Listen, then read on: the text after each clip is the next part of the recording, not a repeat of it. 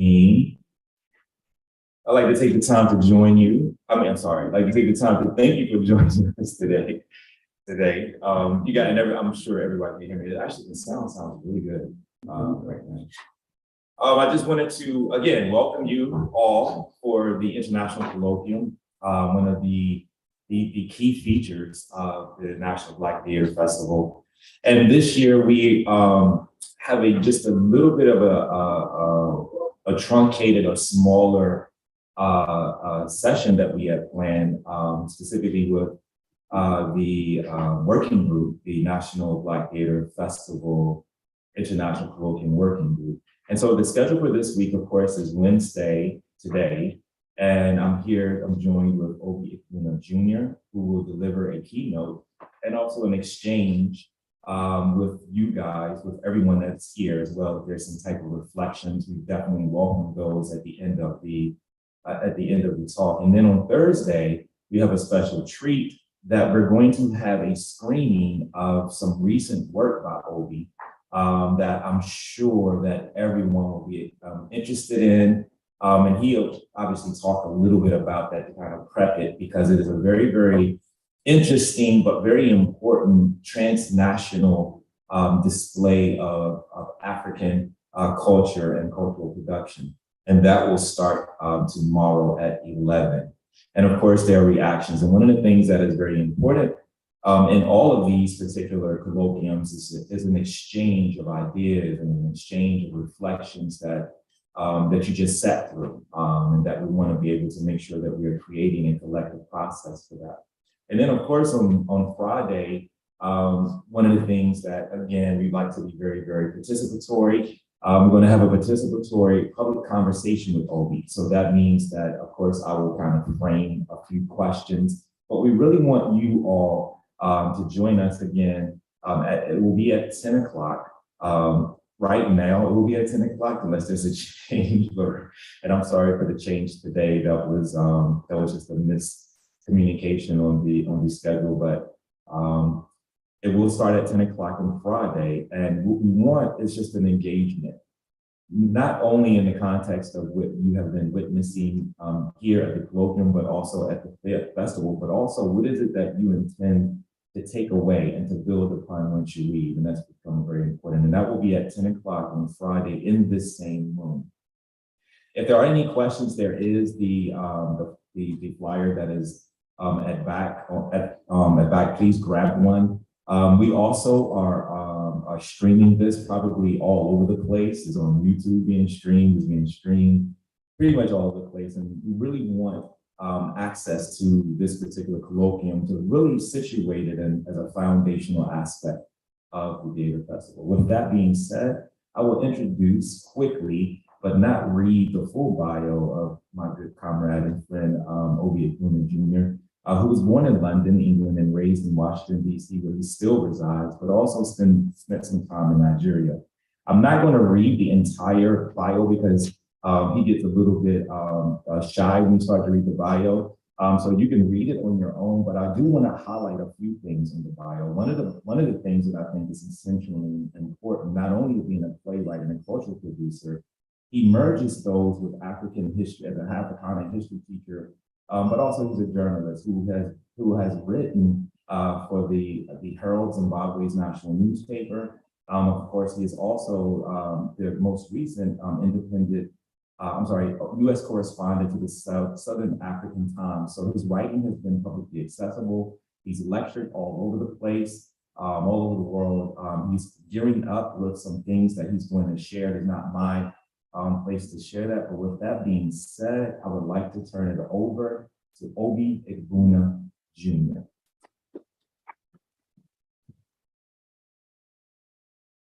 Good morning. I'm so honored when words in either the 7 colonial languages forced on our ancestors or the 5,000 languages that our ancestors have created since the beginning of time, if those were all accessible to me, meaning that they could roll off my tongue, I couldn't describe how honored I am to be here. And I want to, I feel that we should give Dr. Oyalaran and Dr. Pope an applause, and all of those who assisted from the hospitality and other logistical coordinators for putting this together.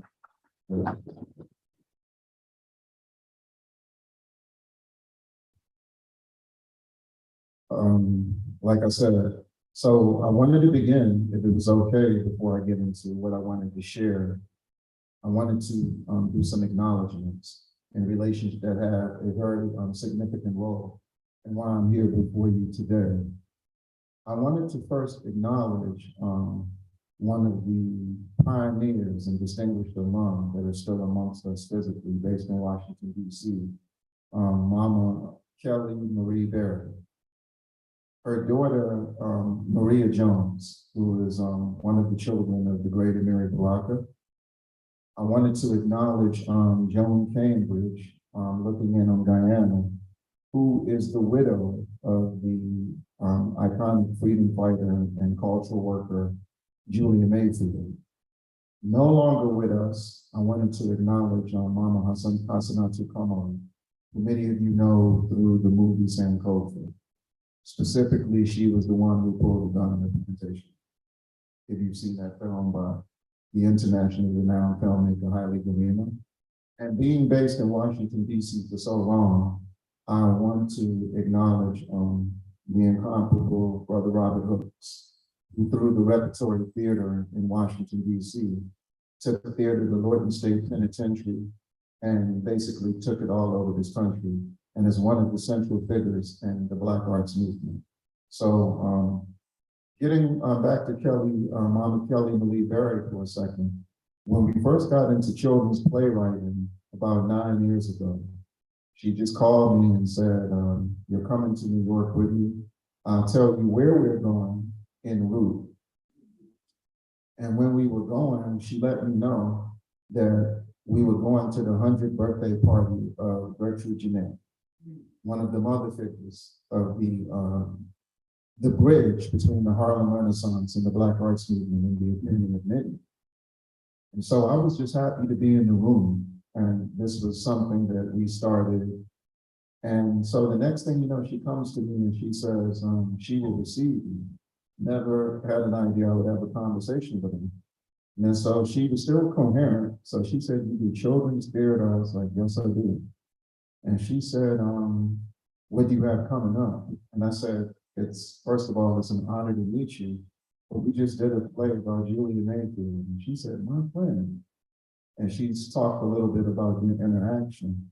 And then she said, whatever you do, create a company, create a collective vehicle, don't just write plays, and do everything you can to maintain it. And maintaining it means maintaining the interest of the people based on your ability to stimulate them and transmit knowledge to them. So I'm so grateful to Mama Kelly Marie Berry for that. I'm also happy to be here because, as this is called international, this is the 100th birthday of the first president of Guinea, Ahmed Sékou Touré, leader of the Guinean Revolution, who should be celebrated in this circle, because if it wasn't, because when we take a look at Guinea, we think of the referendum that Charles de Gaulle tried to impose on French colonial West Africa. Guinea refused and paid the price for it, but it showed the resolve of their people. So that's a point of reference to many. For others, we know that Guinea is the only nation in Africa, in modern African history, to arm the entire nation, instituting the People's Militia. But Guinea is the first African nation to tell their story to the African world on the international stage using ballet, using dancing, using drumming. And the reason that there are so many drumming and dancing ensembles in North America initiated and maintained by US-born Africans is because of that. Because if you know Guinea's history, you know that John F. Kennedy sent Harry Belafonte to Guinea as an emissary of the United States Peace Corps. And he took some members of SNCC with him, among them John Lewis and Fannie Lou Hamer. And part of the conversation was Guinea sending dancers and drummers to the United States. So when you take a look at Farrakhan Khan in Washington, you look at the Odunde in Philly, it is because of the Guinean Revolution that aspect of cultural expression spread. So I'm so humbled to be here as he turns 100. As so many of our people are going to Ghana at the rate that gamblers go to Las Vegas and Atlantic City, I'm happy to be here as this year marks the 50th anniversary of the transition of Osagie for Dr. Kwame Nkrumah, April 27th, 1972. When we deal with our young people, we have to deal with aspects of life, aspects of knowledge, aspects of our collective experience that they're familiar with. So for those who go to church and are no strangers to church and are tolerant of the Judeo-Christian interaction we've had based on certain circumstances, you know that they communicate saying A, C, B, C. But when you're coming to deal with our culture, when we're coming to deal with our history, especially within North American borders, you can say BMLK, DMLK, AMLK, before Dr. King, during Dr. King, after Dr. King. And because of that, you can say since Osagie for Dr. Kwame Nkrumah transitioned after King, that makes him relevant. And we will go through that today. Another significant member of the Black Arts Movement, one of the pioneers actually, Larry Neal, he said that the Black Arts Movement is the aesthetic and spiritual sister of the Black Power movement. What that illustrates and what that affirms is Africans at home, 125 countries, Africans in the diaspora, the Africans who've been in Australia for 80,000 years, the 200 million Africans in India, the nearly 200 million Africans in the America, as we seek to confront the Democratic and Republican Party for imposing their definition of America using every vehicle to do so. But we think about North America, South America, Central America, Latin America, and they impose it in effect, and so it's so fascist, it's so aggressive, it's so dogmatic, it would make Hitler and Mussolini envious if they were still leading. So for that reason, we say when we say we have beautified nationalism, understand what we mean. Before the anti-colonial movement in Africa, before the Black Power movement, before the Black Arts movement, before going back to the Harlem Renaissance, during that period, we were able to wrestle that away because when people thought about nationalism, they thought about Julius Caesar. When they thought about nationalism, they thought about Cecil Rhodes and the British South African Company. They thought about Mussolini, they thought about Hitler. But because of the fighting spirit of Africans, people now look at nationalism and see it as a beautiful thing.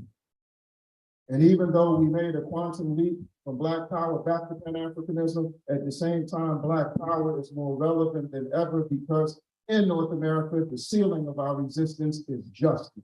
And when you're seeking your liberation, justice is an appetizer. And I can say on behalf of every child that we work with, we are hungry for more. And to be specific, the ultimate goal, total liberation.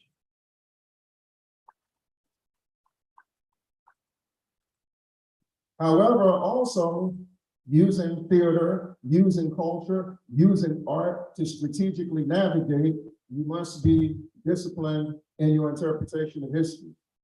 So for that reason, we know that people deal with the Harlem Renaissance. We know that people deal with the Black Arts Movement, understandably so.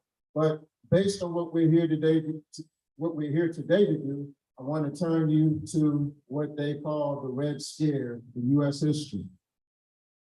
And when you look at the Red Scare in history, you look at the courageous role that the theater played. So now I'm taking you back to Frederick O'Neill. Now I'm taking you back to Dick Campbell. Now I'm taking you back to Canada Lee. And of course, Paul Robeson.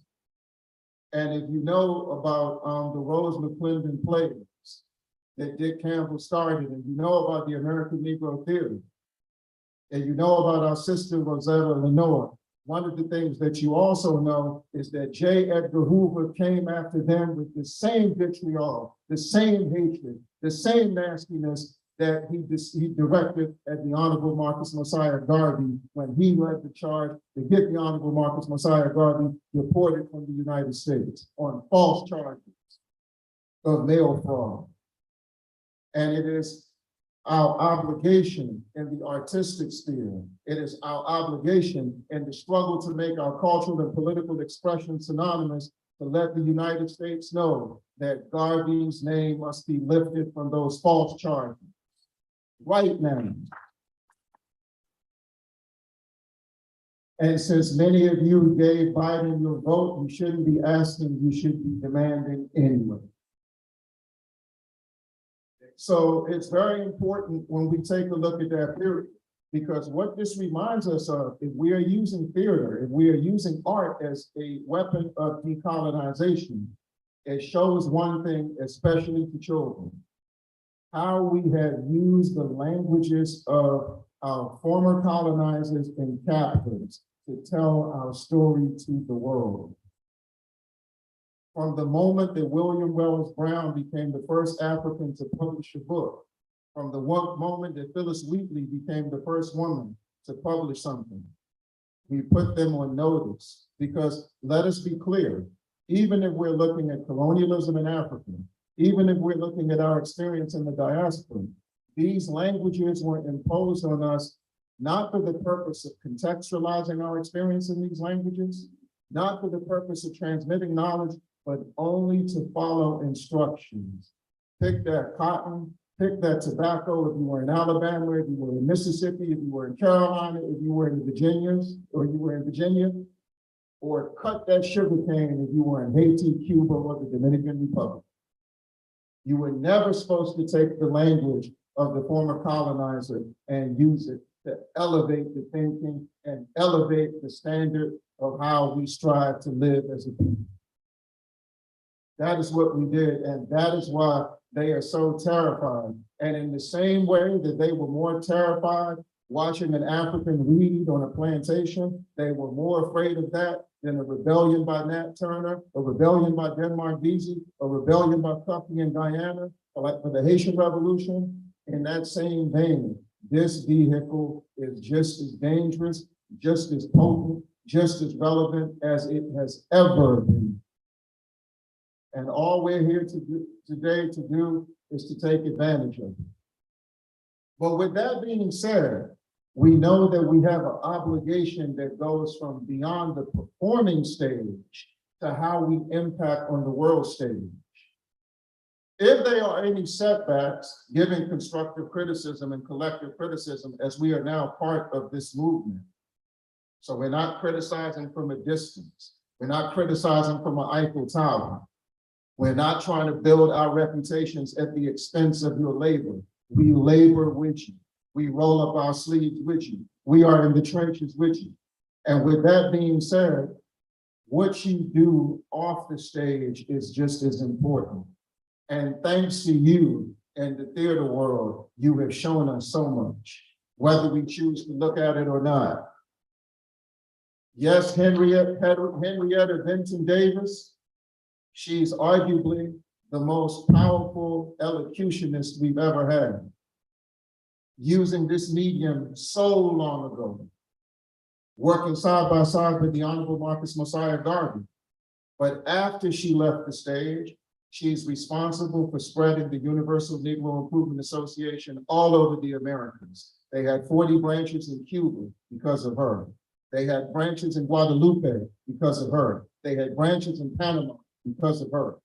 So in addition to her using Shakespeare to show our people the power of the written word, once she got off the stage, she thought about how she, as an African woman fighting, could impact our situation on the world stage.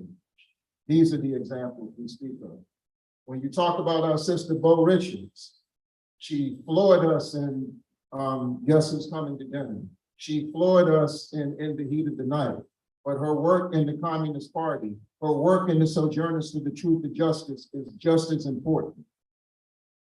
Catherine Dunham, who did more to teach us about the Haitian Revolution with her 2 feet, and all the books that have been written, and all the documentaries that have been done and will be done. But at 82 years old, went on a hunger strike protesting US policy on Haiti, off the stage. Amy Ashwood Garvey wrote what many people consider the best play of the Harlem Renaissance, Brown Sugar. but her work with Amy Jacques Garvey, her work with Brother Malcolm's mother, Louise Little, making the Negro World arguably the most effective newspaper ever created in our movement, making the UNIA the largest organization we've ever had. So yes, she put a play in motion, but her work in the streets, her work amongst the masses, just as impactful. Shirley Graham Du Bois, who is the first woman in US history, not just African woman, to write an opera, Tom, putting our history in operatic form. Her work, convincing Osage for Dr. Kwame Nkrumah to start the repatriate community for revolutionary purposes. Taking Du Bois from the center all the way to what many people consider the extreme left.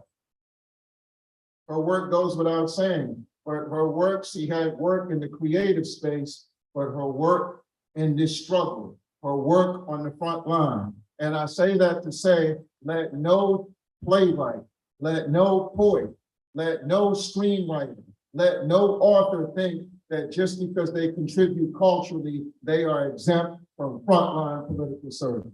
That is a distortion of the narrative and a distortion of the legacy. Dare I say, a mockery. Too many people have come before you. You know better. With that being said, when we do these plays, like I said, our company is the Mass Emphasis Children's History and Theater Company. And the reason that it has that name is because it's a tribute to Frantz Fanon. It is Frantz Fanon that said to educate the masses is to passionately and relentlessly teach them that everything depends on them. And when we're dealing with children in a capitalist society, but because of a capitalist narrative and a capitalist framework, we know how even if they have a desire to embrace the collective, they will prioritize an individual. We can use theater to make sure that our children know just as much about the Southern Christian Leadership Conference as they do Martin Luther King. Our goal is to make sure that they know just as much about the Nation of Islam and Muslim Mosque Incorporated and the Organization of Afro-American Unity as they know about Malcolm X. Know just as much about the Convention People's Party as they do Osage for Dr. Kwame Nkrumah, putting emphasis back on the masses. So if they look at a picture of a demonstration, they're not just focusing on the people in the front of the demonstration, they're looking at the people whose mouths are open, whose fists are in the air, who they will never know and never have a chance to have a conversation with, but they recognize that they are the engineers of progress. That is our purpose for getting into this. Yes, our plays have a Pan-African focus. And to make things simplistic, we say Pan means all. So for those of you who at some point in your life have been in a fraternity, have been in a sorority, you belong to the Pan-Hellenic Council. So at some point, even if you're a Delta, you're acquainted with the AKAs, you're acquainted with the Zetas, you're acquainted with the Alphas, you're acquainted with the Omegas, you're acquainted with the Sigmas, you're acquainted with the Kappas. So with that being said, we're concerned about the Africans in 55 nations in Africa and the 70 nations in the diaspora. We use children's theater to reject the amputated narrative of the collective African experience. You will never again cut us off from our people everywhere. We function every day from the last line that they don't let our children sing of lift every voice and sing. True to our God, true to our native land. And we know what that means. So if we, in the space and time we occupy, can make children as true to Somalia, as true to Guinea, as true to Nigeria, as true to Egypt, as true to Algeria, as we are to Christianity, as we are to Islam, as we are to Judaism, as we are to Buddhism, as we are to the Indigenous symbols, we would have made a contribution that nobody can disregard. Let me just highlight real quickly some of our plays so you get an idea of our focus. When my 3-year-old son arrived, we had a celebration for him. And we did a play called Araminta and Samora, treating the sick, liberating the oppressed. Araminta Ross, Harriet Tubman, for those who might not know who we're talking about. What is the connection between Harriet Tubman and Samora Marshall? Is there one? Yes, there is. Samora Marshall's middle name is Moises. That's how you say Moses in Portuguese. If you know his history, his first political activity was organizing a protest protesting the disparity in wages between Mozambican nurses and Portuguese nurses. So men can be nurses and women can be liberals. But if you know the history of Mozambique and their struggle against Portuguese colonialism, you know that they had to escape to Tanzania to go through guerrilla training. They patterned their escape route after the Underground Railroad, if you know the history. So here we are taking children from 5 to 18 and putting them into production. Yes, the elocution is important, but on the heels of those who came before us, it's not just about having a command of the colonial language, it's about speaking it with substance and clarity. So these are how our plays look. We had another play called Sisters Who Fought with Their Pens. And you know, when we're in the classrooms of the former colonizer and the former captor, they give you sprinkles of your history. So they will tell you, for example, you're doing African women's literature and only talk about Maya Angelou, only talk about Alice Walker, only talk about Toni Morrison, and then send you on your way. So what we did is we did a play and we used Sarah Webster Fabio's work, Margaret Walker's work, Gwendolyn Brooks' work, Eugenia Collier's work, so that they could have a more expanded understanding of how we have impacted the pen. We did another play a few years ago, our first play in another language called the Kiswahili Explosion. And the play is centered around 5 children in Tanzania who want to organize a demonstration bringing attention to hunger in East Africa. Because at the moment, there are 14 million children that are homeless in the eastern region of Africa. And they're making an appeal to their sisters and brothers in North America who they found out celebrate Kwanzaa, so they can communicate with them in Kiswahili. And they also found out that even though we're 12% of the population in this country, we're 43% of the homeless. So we made that connection. And another inspiration for doing that, if you know the history of Dr. Julius Nyerere, you know that he rewrote Julius Caesar in Kiswahili word for word and made it compulsory in Tanzania. And I was at a celebration at one of the older African independent schools in DC, but nationally, Watoto Shule, also known as Nation House. And we saw them putting that on. So we said, no, we're going to use Kiswahili and do a play that has a geopolitical purpose and a geopolitical direction and is relevant at this exact moment. And that was relevant because while we made that play, as Forbes magazine talks about the fact that there are 2,770 billionaires on the planet, worth about trillions of dollars. There are 784 million people on the planet that live on $1.90 a day or less. 409 million of them are in Mother Africa. So Kwame Ture's affirmation that we are products of the richest continent or we're the poorest people on earth, that is not false advertising. Not false advertising as when US imperialism says that you have freedom of speech in this country. Because if you had freedom of speech in this country, Malcolm doesn't get those bullets February 21st, 1965 in the Audubon Ballroom. Dr. King doesn't get the bullet at the Lorraine Motel in Memphis, Tennessee, 7:01 Central Time. Medgar Evers doesn't get the bullet where he got the bullet at. Paul Robeson doesn't get isolated and persecuted if you have freedom of speech. As a matter of fact, the more you utilize speech, the more freedom you will be denied. And you may say, where does that narrative come from? That's the influence of living in Washington, D.C., the surveillance capital of the planet. We see more police in 1 week than you'll see your whole life. We got library police now, Secret Service, DEA, ATF, Pentagon, FBI rolling around in squad cars, park police with unlimited jurisdiction. They can lock you up or kill you on any street corner in Washington. They don't have to wait to catch you rolling through the park. Because theater is such a powerful cultural medium, we understand that we are waging cultural warfare. And it makes us look at our political situation. That's what we have the power to do. Is naked police terrorism a political issue? Is it a legal issue, or is it a cultural issue? And your culture to a people is as important as the air they breathe. They can't live without it. Can North America function without police terrorism? Ask yourself that. We talked about the advocacy aspect of this. In addition to having the Mass Emphasis Children's History and Theater Company, we have something called the Mass Emphasis Positive Action, Creativity, and Youth Brigade, where the children, if they have certain skills, they create projects centered around those skills. The very first thing we did about 5 years ago, they did a mini doc called Don't Play These Roles. And they made an appeal to our actors and actresses. Don't play police officers, don't play intelligence agents, don't play military officers, as long as US imperialism feels it is their God-given right to police and terrorize the world.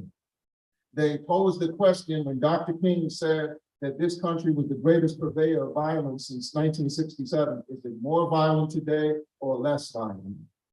Imagine at the National Black Theater Festival, I've seen so many brilliant actors and actresses, and I haven't even been here 2 days yet. Imagine if we all got together and said, that will be your contribution to the demonstrations around George Floyd, or Sandra Bland, or Eric Garner, or Deontay Rawlings. The list too long to mention, since thanks to the Malcolm X grassroots movement, we know it happens every 28 hours. If we said, we're not playing police officers, military officers, and intelligence agents.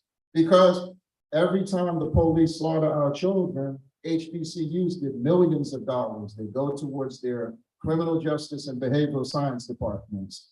We protest, expressing our displeasure, they recruit us into their ranks. And we have a purpose through culture to bring attention to that. What is considered our most controversial play? It wasn't controversial to us. We did a play called Same Neighborhood, Different Perspectives, a conversation between General Colin Powell and Kwame Ture. Yes, they grew up in the same neighborhood, 4 years apart. Yes, they went to the same elementary school. Does that make you look at the concept that people are products of the environment a little bit different? Colin Powell goes into Grenada. I think I heard a brother say he's going to Grenada. The first thing we want you to do is go do like Dr. King. When Dr. King went to Jamaica, before he went to a restaurant to get some oxtail, to get some goat, the first thing he wanted to do was go to the grave of the Honorable Marcus Mosiah Garvey and put flowers down as a sign of respect. So what we want you to do when you go to Grenada, the first thing you do is you go to the grave of Maurice Bishop and put down some flowers. Maurice Bishop in the New Jewel movement that organized the most successful revolution in the Caribbean since the Haitian Revolution in 1804 and the Cuban Revolution in 1959. Remember that, Maurice Bishop. So, and Colin Powell carried out the assassination of Maurice Bishop at the behest of Ronald Reagan. Kwame Ture considered Maurice Bishop the brother that he never had. Colin Powell carried out the first bombing of Libya. Kwame Ture, the Honorable Minister Louis Farrakhan, and others on behalf of their organized formations organized 150 groups to go to Libya to defy Reagan's travel ban. They had a different outlook on life. Colin Powell enjoyed Vietnam so much, he did 2 tours. The Student Nonviolent Coordinating Committee under Kwame Ture's leadership became the first organization in the United States to condemn the Vietnam War because of Sammy Young Jr. being assassinated in Tuskegee at a gas station, being an ex-military officer thinking he could use whatever bathroom he wanted, and he's blown to smithereens once he comes out of the bathroom. And they put pressure on King for 1.5 years saying, don't tell us to be nonviolent in Alabama and Mississippi and North Carolina and South Carolina, but not be nonviolent in the North. And in the play, it begins with Sammy Young's assassination, and it just goes through different.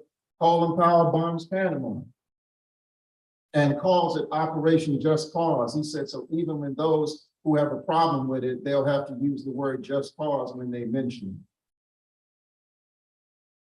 Through theater, we can begin to talk about how we define our heroes, who we embrace as heroes, and not let any outsiders do that for us.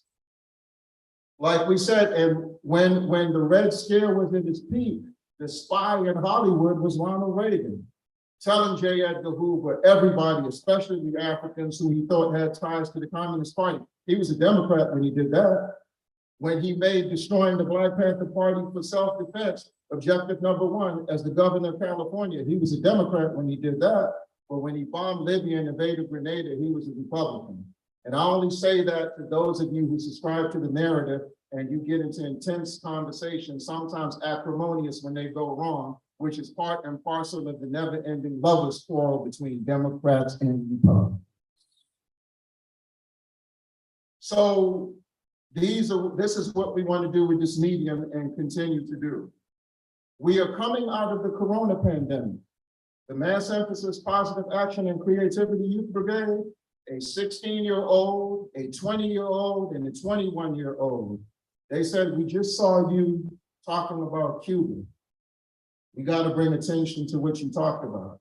So they made a 9-minute and 16 mini doc about the Henry Reed Medical Brigade and the fact that Cuba had 57 brigades in 40 nations and became the face of eradicating this genocidal pandemic, becoming the only nation in Latin America to create a vaccine manufacturer and created 4 vaccinations.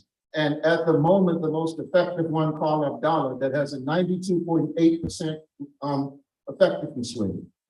And the Biden administration won't let them in the country to treat our people at a time where more people died in our community than any other community. And since this is an international platform, you have to know that the Corona pandemic is part of a warning that the World Health Organization gave to Africa 11 years ago. They said that between 2011 and 2038, 57 million deaths will take place on this planet from non-communicable diseases, heart attacks, strokes, diabetes, et cetera, et cetera.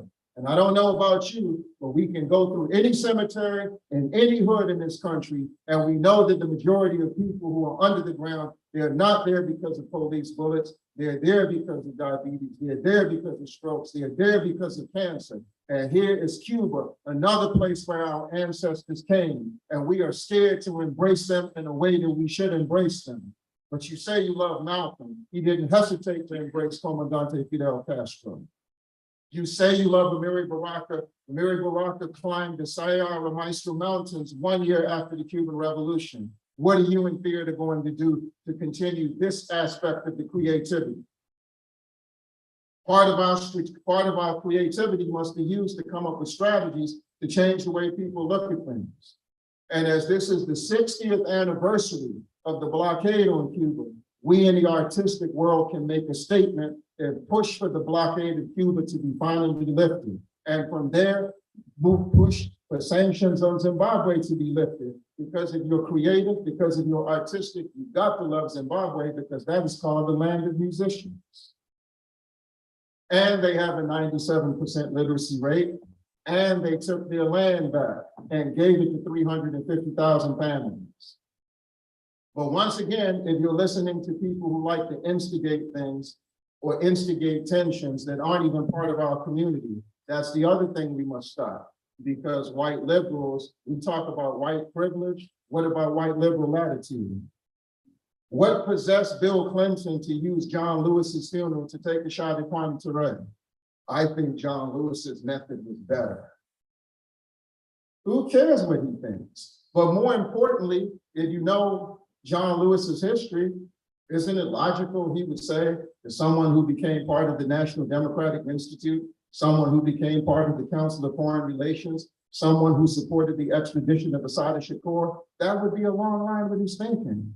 But somebody who recognized the fabric and foundation, who recognized that Truman was a Democrat, who created the CIA, who created Israel, who created an initiative to monitor the homes of government officials to say that they were loyal to this country, someone who fought against that, fought against Kennedy, fought against the Democrats, because when he was a field worker in the South, it was the Klan members that were burning crosses with Democrats. George Wallace was a Democrat. Edmund Pettus was a Democrat. So that's what, and then someone who goes to Guinea, not as a, not representing the Peace Corps, but representing our resistance in this country, and spends the last 31 years of his life in Guinea, it's logical that Bill Clinton would object to that.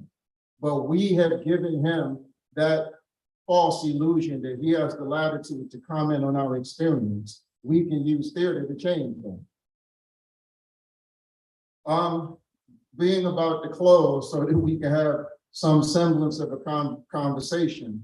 The last play that we just did was called Ready for the Revolution. And that was the battle cry of the Guinean people during their independence. Guinea being the first nation in Africa to form a political party during the anti-colonial movement. Democratic Party of Guinea comes in 1946. The Convention People's Party, Nkrumah starts that in 49.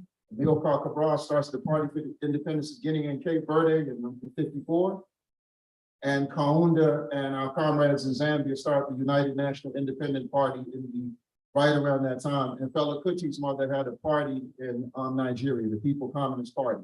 And the purpose of the party is people are against the same thing, but they're also for the same thing, which is an alternative for fighting against something, but not knowing what the hell you're fighting for, or making it so confusing, people don't know which direction to go. So that's a very important aspect of the decolonization process. So that is how we have used theater. And of course, we incorporate poetry. And the play we just did about Guinea, we did that on the Day of the African Child. Starting next year, all of us in theater should celebrate the Day of the African Child. And don't feel you need to flip a coin. If it lands on heads, you focus on Juneteenth. And if it lands on tails, you do the African Child. No, you bring them together, because that's exactly what we did. And the Day of the African Child is important because the reason that the African continent picked June 16th as the day that you should recognize is because they were commemorating the Soweto uprising, when children took to the streets and said, we will learn our history at our schools, and we will speak our language in our schools. So they purposely picked that day. But the idea comes from Zimbabwe, where the great Sally Mugabe in 1982 had a children's decolonization conference, focusing on children who had leprosy, HIV/AIDS, cholera, malaria, and children whose mothers were prostitutes. And because of that work, we decided in 1992 we should do that. So it was no way that we were going to ignore. We know you were consumed with Juneteenth. That's not a problem. We acknowledge Juneteenth also. And we made our platform available to a youth ensemble in Eritrea, the only nation in Africa presently to have free education and free healthcare. The group was called Hydra. La Comunita, Cuba's National Theatrical Ensemble, they performed. A school in Matanzas, a place in Cuba where many Africans are, they performed. Some children did some steel pan music, and we had some children in Burkina Faso do our play about Osagyefo Kwame Nkrumah and Thomas Sankara, Burkina Faso's first president. And then we had children in marching scenes. So we had children in Liberia in a marching scene, children in Ghana in a marching scene, children in Canada in marching scenes, children in Trinidad in marching scenes, children in Jamaica, and the children in Canada, they speak Arabic. So we had poems in the play. So they did the poems in Arabic and French. And every poem we write, every one of our plays has poems. And the poems we think of are poems like For My People, by Margaret Walker. Poems like To Strike a Blow and Die by Claude McKay. That's the narrative, that's the energy, that's the drive, that's the concentration. That's what we've been doing for the last 11 years. So because we're here, we want to, if there's some of you who are just here because you understand the importance of this meeting when you're searching, we want to build branches of the Mass Emphasis Children's History and Theater Company everywhere we can. But equally as important, if not more important, we want to build relationships with people who have children's ensembles who have a similar approach. So this is why that's why we connected with all those youth ensembles to give them a platform. And every time we perform, we give a platform. Oh, and wow, how could I forget? Some children in Haiti did a play that we wrote called Dem Parsley. That's how you say in Creole, let me hear you say parsley, about the 1937 Parsley Massacre. The United States backed a military dictator named General Rafael Trujillo. And he said he wanted to stop the Haitianization of the Dominican Republic. So every African he would see in the streets, his death squad would put him against the wall and they would say the word parsley. And the way the word sounds, you can distinguish between an African with a Spanish accent or a French accent. If they had a French accent, they were executed on the spot. If they were Spanish and ran, they would execute them and say, this is for making you run. And so we did that play while we were doing the play on Guinea, and while some young people in Burkina Faso were doing our play about Thomas Sankara. And there's a 24-year-old sister named Inem Richardson who has started a Thomas Sankara Center in Burkina Faso. And theater is one of the main things they're doing to stimulate the children in that country. In closing, I love being here because at this particular moment, we must use theater as part of the decolonization process to shift from a narrative rooted in victimization to a narrative rooted in resistance. Don't show me images of Chicago and us slaughtering each other. Bring attention to the organized formations who are trying to transform Chicago, because wherever there's oppression, wherever there's dehumanization, wherever there's despair, there's resistance, people with a burning desire to transform negatives to positives. We know that. Who are they? And don't show us churches where you look at the opulence of the preacher. Show us the churches true to the social gospel and liberation theology. They are there. Don't show us theater where you feel that, or movies that you feel that are spreading confusion or promoting a degenerate portrayal of who we are. We represent the alternative. So if you're not going to embrace the alternative, then you may be in danger of sleepwalking through history.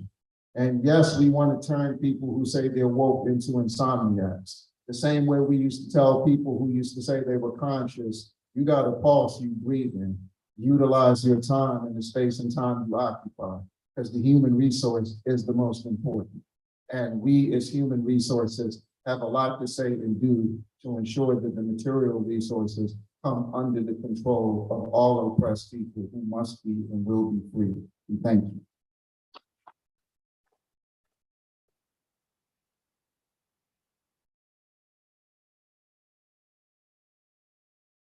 Well, thank you, Obi, for the very rich walk through the history, but also the platform, and really to, really highlight the platform that theater has played throughout history in the context of consciousness, the critical consciousness formation. And so with that being said, I would love to have any reactions. If there's, I know there's a lot to digest here. Yes. And let me just also say, unfortunately, I would love to have you up, but we will do this on Friday because I must make sure that Sope has his paper. We will do this on Friday, but Baba has a question or a comment.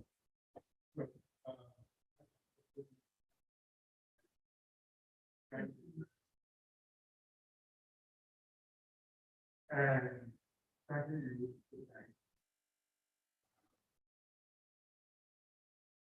Yes, this is precisely why the colloquium was inaugurated. Once we persuaded that we are handling that the National Bank is national, it's international. And the colloquium will be a forum where people come to not to practice solitude and looking into what the Canada is doing here, but also what the Black essence is doing to the Canada elsewhere. That's why I think.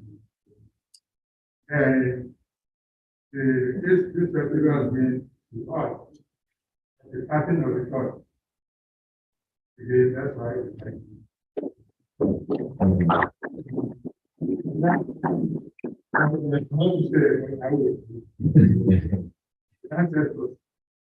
Here, present, the spirit of Liberian handling and those whom you mentioned. Beautiful. Thank you very much. Thank you. Those are very, very important and well received words. Again, we will make sure we have the space on Friday for Baba to the progenitor of this particular colloquium, and we have to make sure that people continue moving. Any other reflections and comments? We know we're probably gonna have to revisit the video, the audio of this particular session today. I don't want to hold you too long if there's other things that you have to do, but I would like to take at least maybe one more reflection. Yes.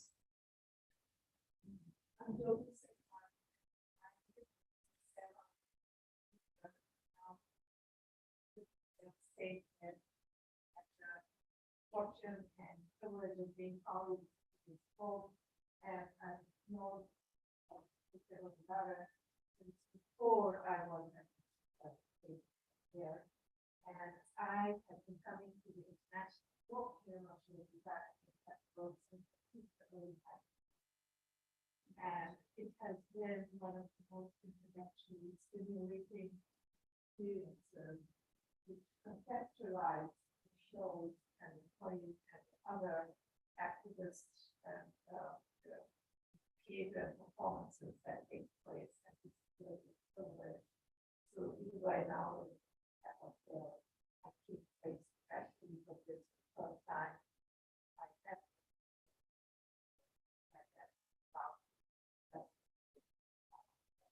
I really am privileged to be here today. I'm with people very much knowledge of this work and other people you mentioned. And thank you so much for coming here, International NG course on this.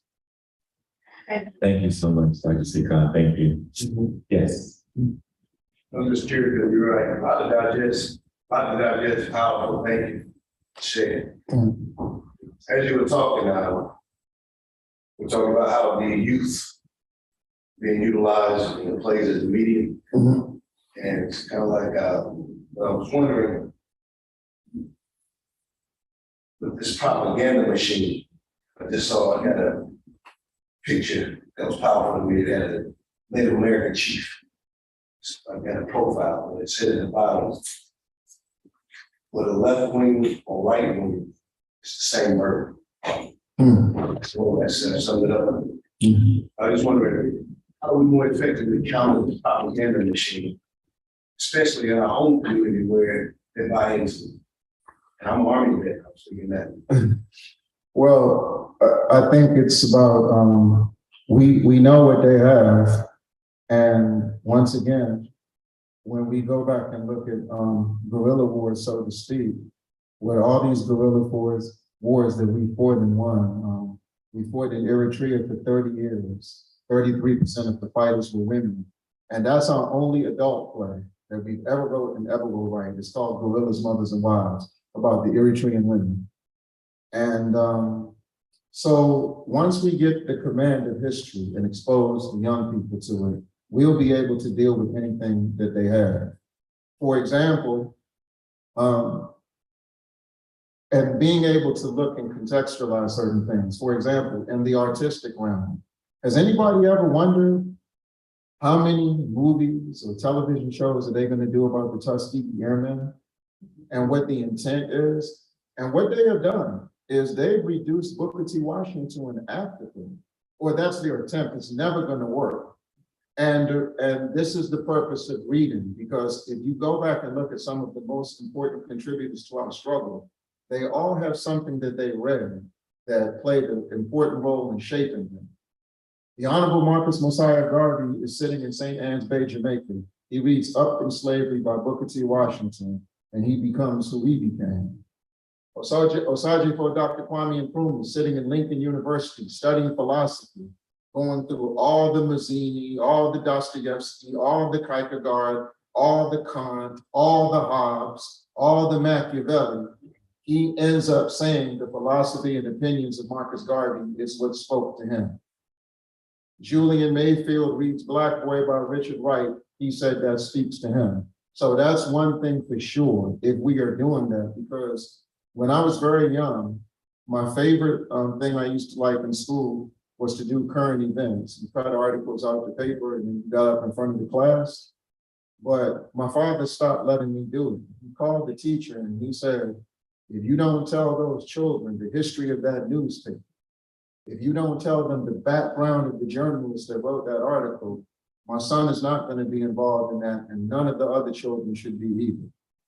So when we look at the Washington Post and we look at the New York Times and we look at Foreign Policy Magazine, you look at US News and World Report, you even have a magazine called The Economist. Most of the writers for it are intelligence agents from European and Western intelligence agencies.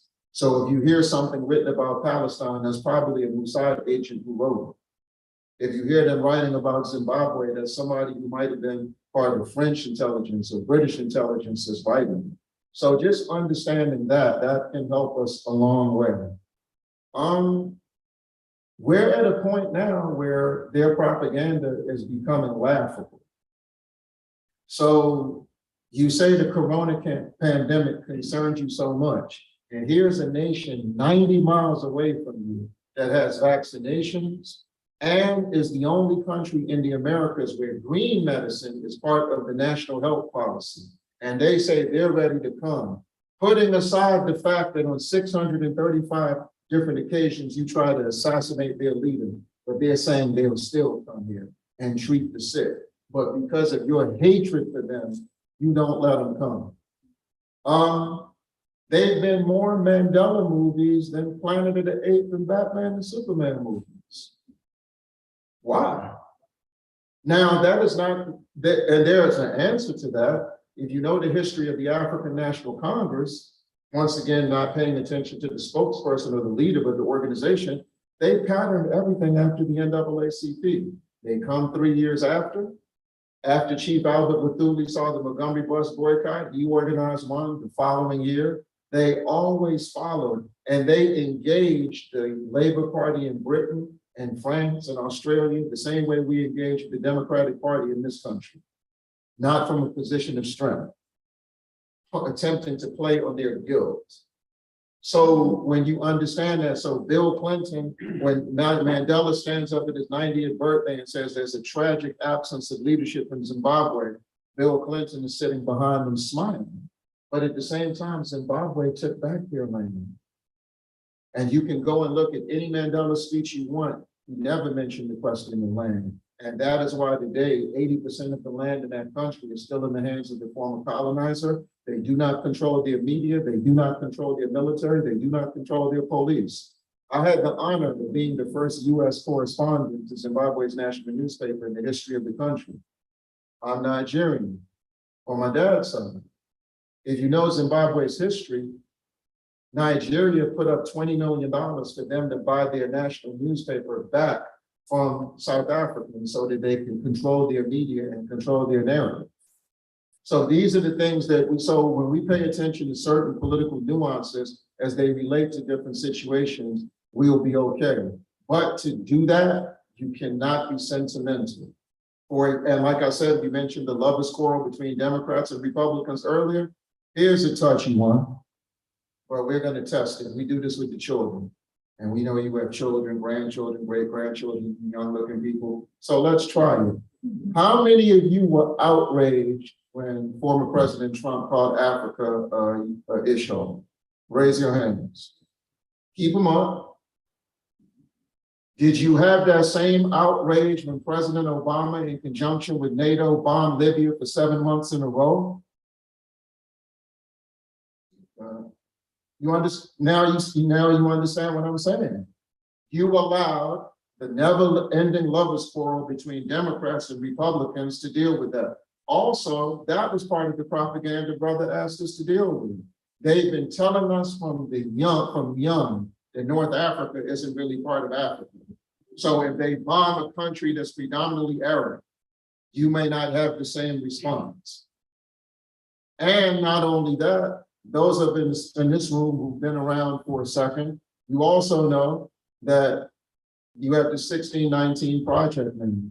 But 40, 50 years ago, we were outraged saying, don't start our history in Jamestown.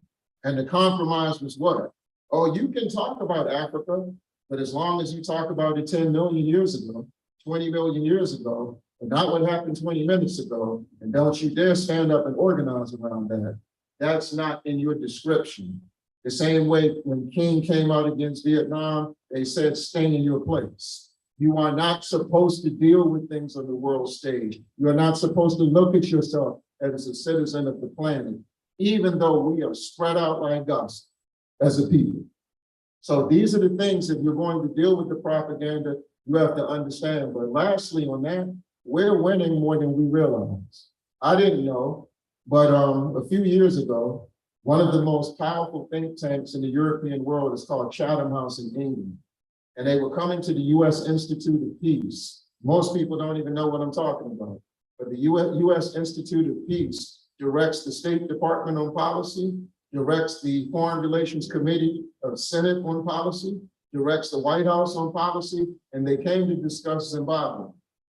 And the former Assistant Secretary for African Affairs under President Obama, who was ambassador to Zimbabwe under Clinton, Johnny Carson, he said Zimbabwe is winning the propaganda war against us because of some ragtag journalists. So he was talking about, in my capacity, a brother in Australia, another, the New African magazine in England, and a few others who have been challenging the Voice of America, who have been challenging BBC, who have been challenging C-SPAN, challenging CNN.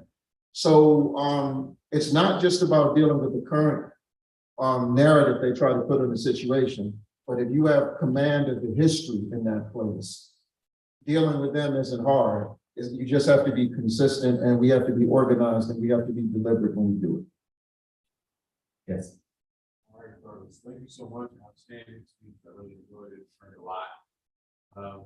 Just a question. Well, first of all, thanks for all the work you do with our youth. I think that's the most important thing. If you could speak to what's happening with our youth, I wonder if you could tell us what are some things you think are going on with our youth that are missing, that we need to really pay attention to, things you're noticing, things you think are important for us to take note of. Thank you for all you do as well, Dr. Shockley. Just engage them, for goodness sakes. Expose them. People are children, women, men, artists, journalists, architects, teachers, lawyers, musicians, poets are products of their exposure. If people haven't been exposed to something, who are you to hold it against them? So if we're not exposing the children, and at a time when Dr. Carter G. Woodson, a long time ago, he told us, he said, treat social science with the same courtesy you treat math and natural science. I gotta talk about a young brother who I have so much admiration for. His name is Salifu Mack.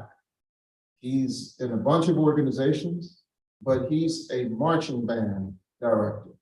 Let me tell you what he just did for our play. South Carolina, in the second poorest county in South Carolina, and as soon as he wanted to work on the play, I said, you're in a public school in South Carolina? It brought a tear to my eye. You know why? The great Septima Clark taught in South Carolina schools for 40 years and was fired because she refused to give up her membership to the NAACP. So I said, man, you're continuing her work. Because of cutbacks in the arts, they merged the school, the bands. He took some students, Dr. Shockley, who would be considered beginning or preparatory, and he taught them Guinea's national anthem, a brass ensemble, and they played it in the play. And being someone who's a product of DC Youth Orchestra, I played the French horn for 6 years. I said, man, and if you love African music like I do, we know the brass instruments are missing in action. You don't hear them in reggae anymore. You don't hear them in R&B anymore. You don't hear them in hip hop samples anymore. You don't hear them in classical music. In jazz, you mostly hear the saxophone. So I was happy about that. And then also I said, man, we've reduced children's cultural expression to drumming and dancing. So when you put a brass ensemble next to a dance routine, we were like, okay. So it's just, I think it's just about, number one, letting and not teaching to our children. That is an outdated concept. Teaching through our children. Because when you show them, when I'm in my teaching capacity, trying to be as good as you in the classroom, we don't give them homework. We just say, hey, what we went over today, go show it to mom, show it to pops, show it to grandma, grandpa, auntie, uncle. Ask them if they know it. If they don't know it, guess what? You taught them. You have just as much of an ability to transmit knowledge as the adults. One. Two, if they did learn it, this is the Du Bois influence, the sociological aspect. Record how old they were when they learned it. And they'll come back to me the next class. I'm 8. My mother said she learned that at 22 and 25. So they're realizing the importance of quality exposure. Because if we're going to give our children advanced math, no problem. More Benjamin Bannekers. Advanced science, no problem. More people in the National Medical Association, more people in the Black Nurses Association. So not a problem at all. But if we're not going to give them advanced history, but from the standpoint of teaching them that the more exposure to history you make, history imposes a responsibility on you to make a contribution to the process. So that's where we are with it. So that's how, we're not saying that's what everyone should do, but we're saying that that's how we're approaching it right now. And I would say that collective vehicles like this, we need to begin to observe more. I haven't seen the Honorable Minister Louis Farrakhan in a long time, and I hope his health is getting better, and we hope he stays around another 1,000 years. But if I ever get a chance to talk to him, I'm gonna ask him one thing. Can you do a tour of observation? What is that? Every city you've ever spoken in, if you have the strength, come into that city, go into that community and look at the organizational activity, especially centered around children, so that when you're talking to us, the respect you command can be complemented by more insight over who is laboring, who is serving, and who is contributing. And I think a lot of times when people have platforms, this narrative of victimization is fashionable. People will tell you what we're not doing, but what that really is, it's not an analysis. It's a backdoor confession that they're not involved in the work that's going on. And we jokingly say, but with a drop of seriousness, we've been practicing social distancing when it comes to labor way before Corona was in existence. So that's my take on that. Thank you. Thank you. Okay.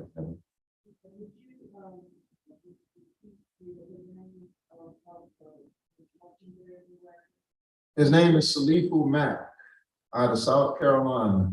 We will put you in touch with him. And that was his contribution to our play. And like I said, I mean, we had children from everywhere involved in it, because Guinea had a positive action campaign. For those of you who don't know, what Dr. King and Gardner Taylor and Ralph Abernathy and Ella Baker and Septima Clark call nonviolence. In Africa, we called it positive action. It was the same thing: strikes, demonstrations, and boycotts. So Guinea had a 12-year positive action campaign. And another thing we do tell the children, we don't want any of you growing up speaking truth to power. We want you to speak the truth about power, so we fight to take power. If I'm speaking truth to power with those who have power, all I'm trying to do is make them feel guilty. I'm deprived of empowerment, so your guilt level means nothing until I have that power to take care of my own. But so those were some of the things. Like I said, we incorporated the language into the play, the poetry into the plays. We always do that. And music, we always have music. Our play we did called Reflections, Resiliency, and Resistance. The kids reenacted the Sharpeville Massacre. And then after that, for those of you who remember the Sidney Poitier film, another product of the theater, another giant we just lost not too long ago, you may remember a movie he did. It didn't get the same attention that Let's Do It Again and Uptown Saturday Night got, but he did a play called A Warm December. Y'all remember that one? Mm-hmm. And at the end of the play, the great Lita Mbulu is introduced to us here. So we taught the children the song, which means to those you love, and they sang it in the language. And Mangalizo Sabukwe is the first name mentioned in that song. Luthuli is second. Mandela is third. Sisulu is fourth. So we use that opportunity, and then after they sing that, they sing from my favorite Steel Pulse album, Tribute to the Martyrs. They sing The Night Steve Biko's Kendrick Lament. That's the name of the song, and the chorus is The Night Steve Biko Died, I Cried. So we always use we've done some Steel Pulse. And I'll play about Zimbabwe. We've done 3 plays about Zimbabwe. So the children sang the national anthem in Shona, word for word, and then they followed up with Bob Marley's song. And then we told them the story that Zimbabwe didn't even have the money to bring Bob Marley. And Bob Marley said, not only will the band come, I will pay for our equipment to come, as long as you have the people who have the technical know-how, so we can give you the concert you deserve for the victory that you just achieved for all of us. So that's how we do it. And what we're eventually going to do, these are children, so you gotta be flexible. But Dr. Woodson always believed in letting children record what they learn. So we're trying to eventually put together a journal which represent the reflections of the children and what they did with the play. And a 15-year-old who played Sekou Touré in our play last month, he said that he wants to help us with that journal because he likes to write.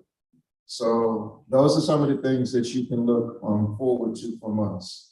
But to answer your first question, the brother's name is Salif Umak. I don't know the county, forgive me, but I know it's the second poorest county in the state of South Carolina, and they had to bring together the band programs. And what we would like to do eventually, we want to hook up with Wynton Marsalis, because what he's doing now is unbelievable. He's putting jazz back in the public schools using his platform at Lincoln Center. So these are the type of things that we definitely can do. And we want to get together because many people are concerned about violence prevention, right? And you know, when we deal with violence prevention, there are certain things that people don't want to touch. Anytime we march on the police, some elder, some young person, some preacher, some teacher, some parent is going to come and say, what? We killing each other too, right? And then our response is always, yeah, let's go and expose the police who give us the guns to do it. In Selma, Alabama, Jim Clark Selma, where Bull Connor was trained 4 years ago, you guys may have read this in Selma's local newspaper. A Caucasian woman who runs the evidence locker got busted giving guns to the kids in Selma. Imagine if we sat down with Ras Baraka and Chokwe Lumumba Jr. and the African American Mayoral Association and the National Conference of Black Mayors and asked them to demand from the National Fraternal Order of Police the list of every employee with police departments nationally who have put guns in our community. You see what I'm saying? So these are the things through creativity that we can bring attention to, either through plays, through PSAs, through mini docs and things of that nature. And that's kind of where we are with it. And because we have a Pan-African focus, we say we don't want you policing the world. And anytime we do anything international, sometimes these are the smallest rooms, but don't lose sight of the fear that we command. You don't believe me? Go back to Colin Kaepernick's first press conference. What did they say? First question. You know how you feel about the police, the pig socks, whatever? What's your position on the army, the military? And he said, they keep me safe. That was a litmus test to see how far he was going to go. If he would have said, don't police me in Ferguson, don't police me in Baltimore, don't police me in Zimbabwe, don't police me in Colombia, South America, don't police me in Jamaica, pull the plug on the US Africa Military Command, one of Obama's contributions to foreign policy. You see what I mean? Paul Robeson was fine till he mentioned the Soviet Union question. And Jackie Robinson came before the House of Un-American Activities Committee and attacked him. Years later, he's the first one in our community to denounce Muhammad Ali for carrying out the teachings of the most honorable Elijah Muhammad and refusing to go to Vietnam. These are the type of things through theater that we can bring back so people have focus, people have direction, because that's what we're lacking is direction. We're not lacking content, it's the utilization of it and executing ideas. We don't want anybody else to articulate ideas before us that aren't executing these ideas. My demand of brothers like Dr. Pope, he'll tell you, I don't want to hear anyone speak on any issue unless before they give their opinion, they tell us about their track record of service about the issue that they're about to discuss. I don't want them to use the excuse, oh, this just came up today. If you haven't done any work on that issue, go and find someone who does and give the platform to them so the work can go forward. That way you're showing that you can be in a supporting capacity. What we also have to do is when we get a platform, we have to build the platform. Because I was here, this platform will be connected to Cuba, guaranteed. We're going to make that happen. You will be connected to Southern Africa because we were here. We're going to make that happen. You will be connected to Eritrea because we were here. You will be connected to Colombia because we were here. That's what we're supposed to do. It isn't just about us coming here because when I talk to the young people, they'll say things to me just because of their age. You got a serious brand, brother. I'm like, but my brand is who makes my watch, or who makes my pants, or who makes my shoes. I'm a movement builder, and I need you to build that with me. What is a brand? I'm purposely saying that to them to make them understand that their collective responsibility takes precedence over anything they achieve individually. However, if there are certain platforms that are afforded to us to move this work forward, we will take advantage of that, but only for the benefit of the collective. Dr. Dennis Rogers can tell you, in the 1990s, we had a split in our movement. Some focused on historical responsibility, us, and others focused on leadership. In many cases, that was being instigated by elders who were supposed to give us wisdom. You're the leader, you're the leader, you're the leader, as opposed to showing you how you could move things forward. Even if it meant the contribution you made would get way more recognition than you ever got. Maulana Karenga can walk through any mall in this country where people are spending millions of dollars in Kwanzaa gifts, and they might walk right past him. Should he be mad at that? I don't think so. If some of the pioneers, Kelly Berry, who I said introduced us to our sister, the great Gertrude Janae, she could walk in here right now. You might not know her. Robert Hooks could walk in here and take a back seat or walk all through this program the next few days. People may walk past him, even though he's responsible in a very significant way for this work. That's how we like to be. If people want to, my cousin, my play cousin, he called me one day. I'm sitting here reading Ta-Nehisi Coates' book. Good for you. When you gonna write a book? Then I told him when you start reading the articles. I said, don't wait to read my book. Go back and read Dr. King's books. Go back and read Du Bois' books. Go back and read Amy Ashford Garvey's plays. Go back and read Fanon's books before you even think about opening the first page on a book that I might write. You understand what I'm saying? Because if you read them, you'll understand why I'm in a position to do any writing. And that is how we are going to restore dignity and honor to this movement of ours. That is lacking right now because of the opportunism. But we can't condemn the opportunists because some people may think we're frustrated that we don't have the chance to be opportunistic like they are. All we can do is attempt to maintain humility and provide the alternative to you. That's what we're trying to do.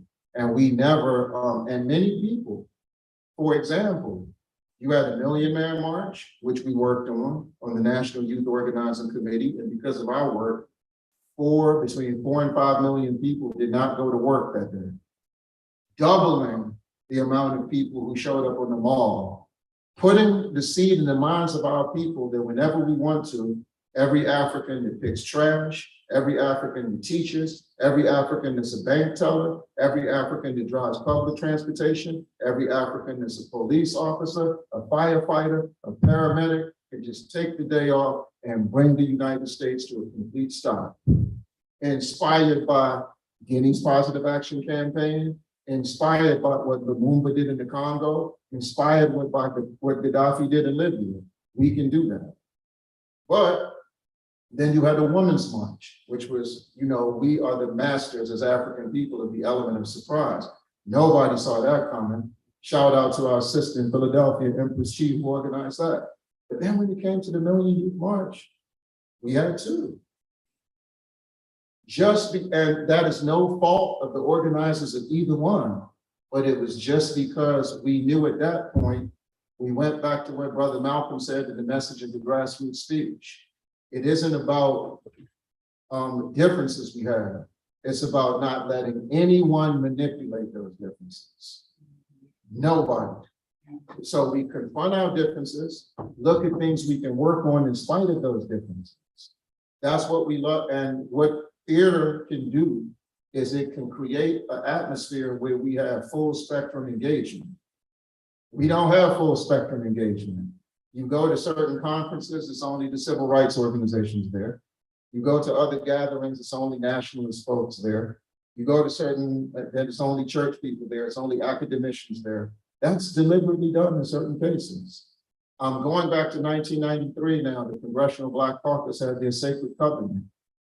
The minister was there, Reverend Jackson was there, Dr. Kwesi Nkrumah was there, the Congressional Black Caucus was there. But Kwame Ture wasn't. But nobody in his generation did more to push for a united front than he did. Anyone can tell you that. So was that supposed to be the watered down alternative to the united front? A deliberate effort to sabotage the united front? What was that? So we have to understand that we don't let anyone outside our community dictate when we deal with each other and how we deal with each other. How do we deal with each other? With respect, with objectivity. The most vilified organization in our community is the NAACP. What organization has produced more fighters? Where Ida B. Wells started it, right? Du Bois started it, right? Daisy Bates comes from it. Ella Baker comes from it. Rosa Parks comes from it. Charles Hamilton Houston, who taught Thurgood Marshall, comes from it. Thurgood Marshall comes from it. James Weldon Johnson, my favorite thing in the world in our community. Man, I love you all.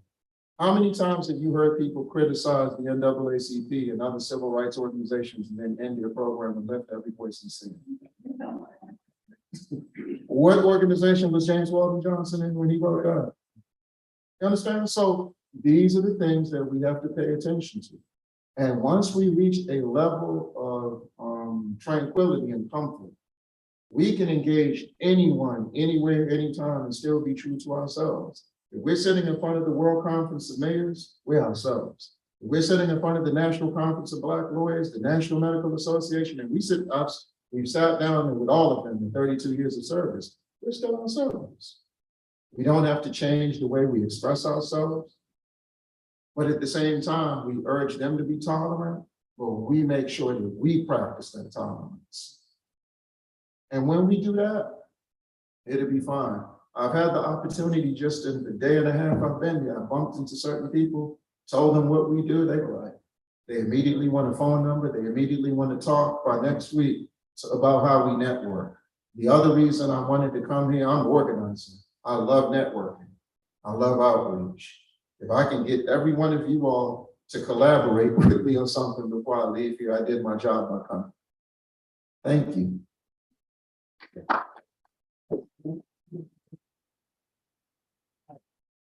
My name is Michael Dinwiddie. I'm honored to be here and looking forward to working with the colloquium to go forward. I work with the Black Theater Network because of the coronavirus, and we're delayed in really working together. So we really appreciate the work Dr. Folks did under the inspiration, of course.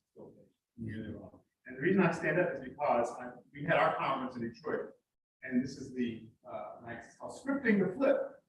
which sounds a lot like what you're talking about, Scripting the Flip, Black Theater, Act 3. Mm. And the whole notion is being on Broadway isn't the end all, isn't even the real goal. It's exactly what you talk about, what Amy Cesare talked about. When you talked about James Wilson Johnson, one of the things that hit me is that we have to be, we're all on a spectrum of change. Because remember, he starts out in minstrel theater. He starts out working, writing some under the bamboo trees, working in like this. But by the time he's done as an organizer for the NAACP, creating more offices than anyone else, and the field secretary is a man who really, in many ways, embodies what you're talking about tolerance. I would go one for Jim Lawson pushes me with this, Reverend Jim Lawson, and say, can't tolerate each other, we gotta love each other. And I'm saying that because that's what I'm getting from you, the love of the progress that we must make tribally as a people and the way we just tribal. And it just really is rich to me because I'm sitting here thinking about, well, how much more can I do? What else can I do to be part of what is really going on in the struggle? And, I've always thought, oh, I'm doing enough, but of course, in those days, you had to put your body in the struggle. And that meant entering the church in Birmingham, quoting Julius Lester. I'm not going to talk long, but I just want to say that our organizations all have to work together. We have to know the Black Theater Network has to be connected. And in New York, they just organized about 6 or 7 groups, BTU, Black Theater United, all these different things. And they did a panel, like the network's been around 36 years, and I had to say, well, we're not on that panel? And it's part of that, exactly what we're talking about, that separating that cannot happen. So I just want to encourage all of you to go on the Black Theater Network, make sure you're looking at the National Black Theater Festival, looking at the plays here, because we're all in different places, but we're all going towards the same place, which is liberation. So that's all I want to say. Yeah, thank you. Thank you. Yeah, real quickly to that. One of the, like we said earlier, that arguably is the most beautiful characteristic of history, the challenges that it imposes. I have the honor of working with Kwame Ture the last 8 years of his life. And he told me in the last conversation I had with him, I hesitated to say this for a long time, but he said that if I don't do more work for him, then he didn't do his job. I've said that before, but I never told people what my response was. I said, I'm confident that I can because I don't think I'll ever have the distractions that you do. And what I mean by that is, I don't think, and that's never been the goal, I don't think I'm ever going to be as visible as he was. But I think that based on what I learned from him, I can have more impact. And I say that only in the spirit of evolution. So one of the things that I see happening is we're moving from visibility to impact. And that's all I have to say on that. And if more people, and moving from visibility to impact is equally as important as moving from mobilization to organization, and equally as important as going from articulating ideas to executing ideas. Thank you. I think we had, I want to also thank you for the presentation. And just to ask tomorrow, we'll be in this room with Sweeney. yes. Okay. And while we're Sweeney, we talk about foundation leaders, grandchildren, give them that spectrum. The grandchildren, not our generation, but the grandchildren.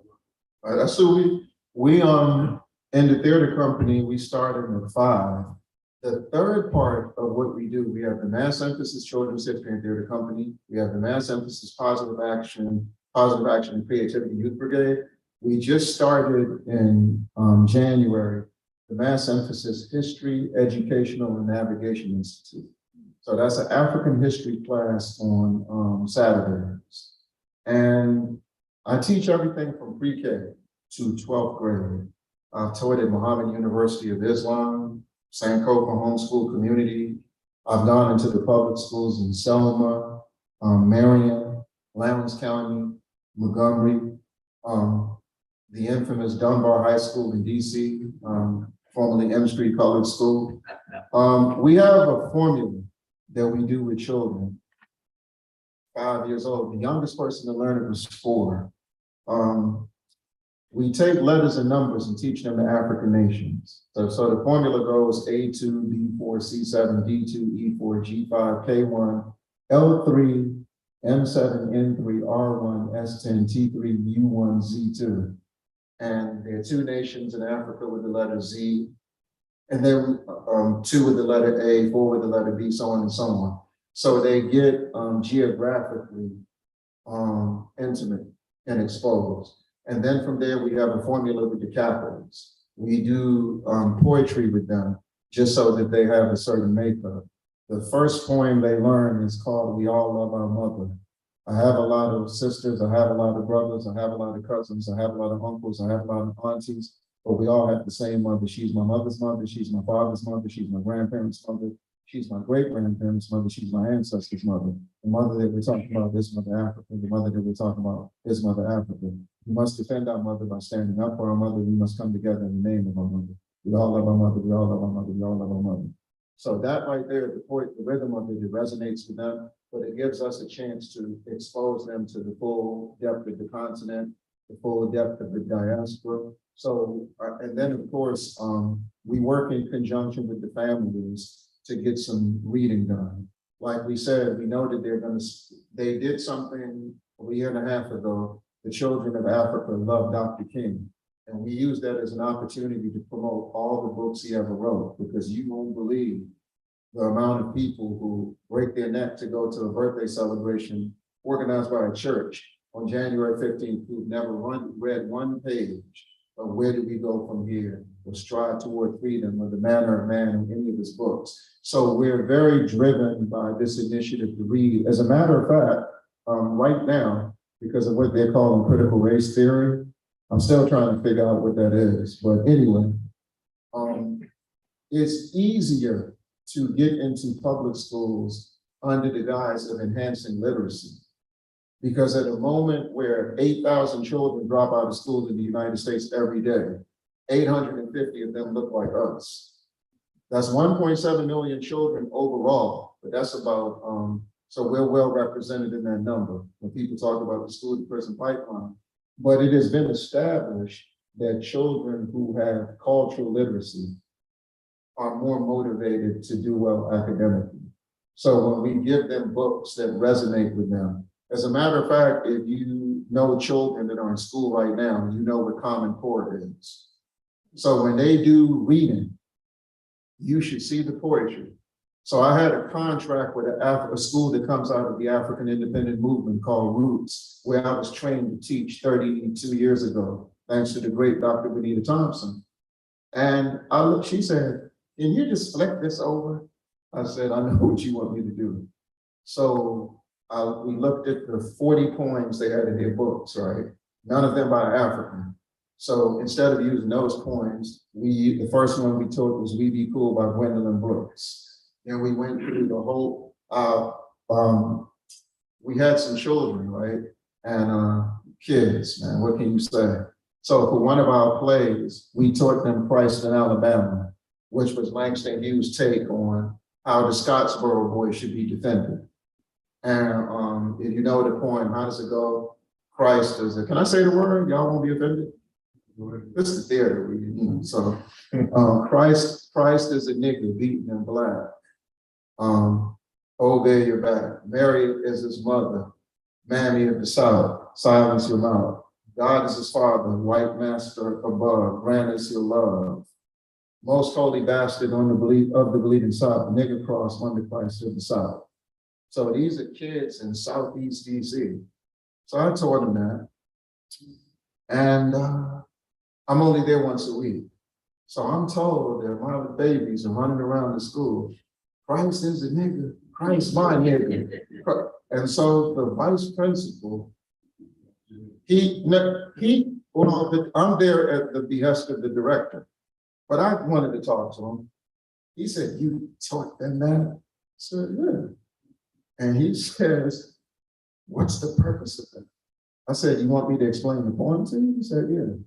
I said, Langston Hughes is showing us that the first institution to practice segregation in this country was the church. That's the reason you have an African Methodist church and a United Methodist church, why you have the First Baptist and the Southern Baptist. So I'm explaining this to him. And then I said, he says that Christ, he's saying that Christ looks like us. So if you wouldn't call Christ on your worst day, nigga, don't call me one. I look more like Christ than you. Europe ain't mentioned in the Bible till Revelations, and Jesus never set foot in Europe. This we know. So he's like, oh, Langston Hughes wrote that? I said, yeah, 1931. I thought you wrote it. Like that's what supposed should have made it different. So you see what I'm saying? So when we're communicating with people, these are the type of things. Most of the parents who get to know me, because I'm only in these schools once a week most of the time, they'll come, you're the one. This is how they introduce, because we usually put on a production at the end of the year. You're the one? You're the one who's been teaching them all this? Yes, they hug and kiss me. Thank you, thank you. No, I don't even know that. That's something you tell them. I said, I know, but that's why we give it to them so we can give them to you. And if people trust you with their children, they trust you with their life. And that means that we can get any community anywhere in the world. I tell people, put us in Chicago. Ain't nobody gonna shoot us. If they think about it, the kid gonna run up and say, that's my teacher. Don't do nothing to him. And then the next thing you know, you're engaging them in whatever we need to engage them in. So we are strong advocates of literacy programs, but it's not just about getting them to pronounce words. It's about the content and the substance that we put before them. Thank you very much. We probably need to, we can take a little short comment and a short response here. We're running low on time, but just if you think that it cannot get any better, it does. This is just one part. Again, tomorrow in this room, we will have a screening of the play that Obi's mentioned a little bit, but we'll talk about it as the opening tomorrow, because it was a very, very interesting program that looked at Burkina Faso, had groups in Burkina Faso, Haiti, Cuba, and the United States, and that's it. Trinidad. And Trinidad. And Jamaica. And Jamaica. And Eritrea, and you had the youth ensemble from there. And like we said, because we're here, they're now connected to the National Black Theater Festival International Colloquium. Got you covered. So that will be screened tomorrow, and so we will engage with that. But then again, on Friday, we will have another participatory conversation. So those who are watching online, those who are here, we look forward to seeing you tomorrow. Bring your questions, bring your reflections, bring your reactions, or bring your thoughts and yourself. And we're just going to give a round of applause as we conclude today.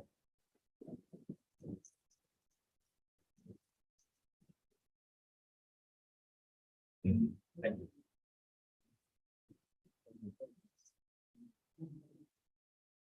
you. Like you. Where you teaching at? Where you teaching at? Online. How do you access this? Yeah, this. Because you were at Bois. Do you have an email? Can you write down your email? I can send you the link. Yeah, because we were streaming it, but it's gonna be available as well. So if you can send me your email, write it down here, and then I'll send you the link where you can actually get it. No problem.